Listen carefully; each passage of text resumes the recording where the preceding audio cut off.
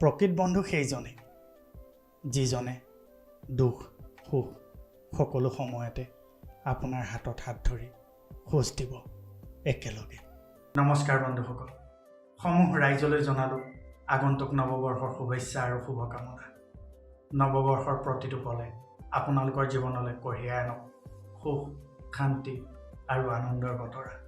তাৰে কামনা কৰি আৰম্ভ কৰিব লৈছোঁ আজিৰ এটা নতুন কাহিনী। কাহিনীটো তেনেই সৰু, কিন্তু বহু মহত্ব আছে। তেনেহ'লে বলক কাহিনীটো আৰম্ভ কৰোঁ। এজন ল'ৰা আছিল।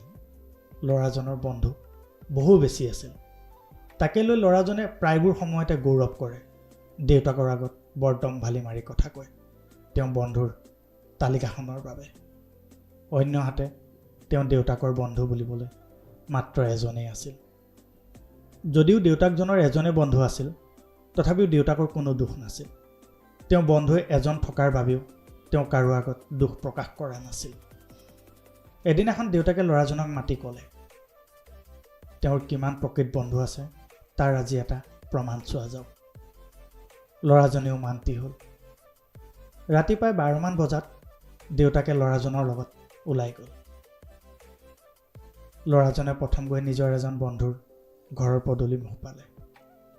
ল'ৰাজনে নিজৰ বন্ধুজনক বহুবাৰ মাত দিলে, কিন্তু ল'ৰাজনৰ বন্ধুজনে একো সঁহাৰি নজনালে। ল'ৰাজনে পুনৰ গ'ল অন্য এজন বন্ধুৰ কাষলৈ। তেওঁকো বহুবাৰ মাত দিলে, তেওঁৰ পৰাও একো সঁহাৰি নাপালে। তেনেকৈয়ে এজন দুজন কৰি প্ৰায় 5-6জন বন্ধুৰ ঘৰলৈ গ'ল।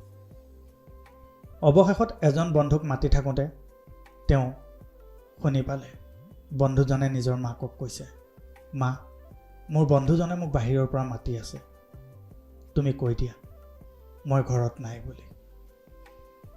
কথাষাৰ শুনি ল'ৰাজন আচৰিত হৈ গ'ল।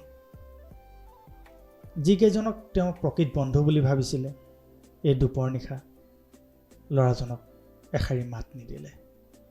তাৰপিছত ল'ৰাজনৰ দেউতাকে তেওঁৰ বন্ধুৰ প্ৰমাণ দেখাবৰ বাবে বন্ধুজনৰ ঘৰলৈ লৈ গ'ল। বন্ধুজনৰ পদূলি মুখৰ পৰা ল'ৰাজনৰ দেউতাকে বন্ধুজনক মাত লগোৱাৰ লগে লগে তেওঁ ভিতৰৰ পৰা মাত দিলে, বন্ধু তুমি 2 মিনিট ৰ'বা, মই দৰজাখন খুলি আছোঁ। কিছু সময়ৰ পাছত দেউতাকৰ বন্ধুজনে দুৱাৰখন খুলিলে।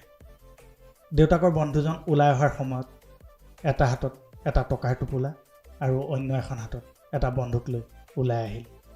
তেনেকৈ ওলাই অহা দেখি দেউতাকে ক'লে, বন্ধু তুমি টকা আৰু বন্দুক লৈ ওলাই আহিলা যে, কাৰণটো কি? তেতিয়া দেউতাকৰ বন্ধুজনে ক'লে, বন্ধু ৰাতি প্ৰায় 2মান বাজিব হ'ল। এই 2 বজাত যেতিয়া মোৰ বন্ধুৱে মোক মাত লগাইছে, হয়তো তেওঁক কিবা প্ৰয়োজন হ'ব পাৰে। যদি টকাৰ প্ৰয়োজন হৈছে, এই টকাৰ টোপোলাটো লৈ যোৱা, আৰু যদি তোমাক কোনোবাই খেদিছে বা তোমাৰ কিবা বিপদ হৈছে, তেনেহ'লে তুমি মোৰ পাছত থাকা। মই বন্দুকটো লৈ তোমাৰ আগে আগে গৈ তেওঁলোকক চাই আহিম। কথাষাৰ শুনি ল'ৰাজনে বুজি পালে তেওঁ যিমানবোৰ বন্ধুক আপোন বুলি ভাবিছিল, এই বিপদৰ সময়ত তেওঁক কোনো এষাৰ মাত নিদিলে। অন্যহাতে দেউতাকৰ সেই বন্ধুজনে এই দুপৰ নিশা হাতত এটা বন্দুক আৰু টকাৰ টোপোলা লৈ দেউতাকক সহায় কৰিবৰ বাবে আগবাঢ়ি আহিছে। বন্ধুসকল, কাহিনীটো তেনেই সৰু। জীৱনত এটা কথা মনত ৰাখিব, আপোনাৰ 1000জন বন্ধু থাকিব পাৰে, কিন্তু প্ৰকৃত বন্ধু সেইজনে যিজনে আপোনাৰ সুখ দুখ সকলো সময়তে আপোনাৰ হাতত হাত ধৰি খোজ দিবলৈ আগবাঢ়ি আহে। বন্ধুসকল, কাহিনীটো শুনি যদি ভাল পালে তেনেহ'লে লাইক কমেণ্ট আৰু শ্বেয়াৰ কৰিব। যিসকলে মোৰ চেনেলটোলৈ নতুনকৈ আহিছে সেইসকলে মোৰ চেনেল ছাবস্ক্ৰাইব কৰিব আৰু বেল আইকনটো দবাই দিব, যাতে মই নতুন ভিডিঅ' বনাবলৈ অনুপ্ৰেৰণা পাওঁ। তেনেহ'লে প্ৰতি সপ্তাহে এটা নতুন কাহিনী লৈ আপোনালোকৰ মাজত অহাৰ প্ৰতিশ্ৰুতিৰে আজিলৈ আহিছোঁ।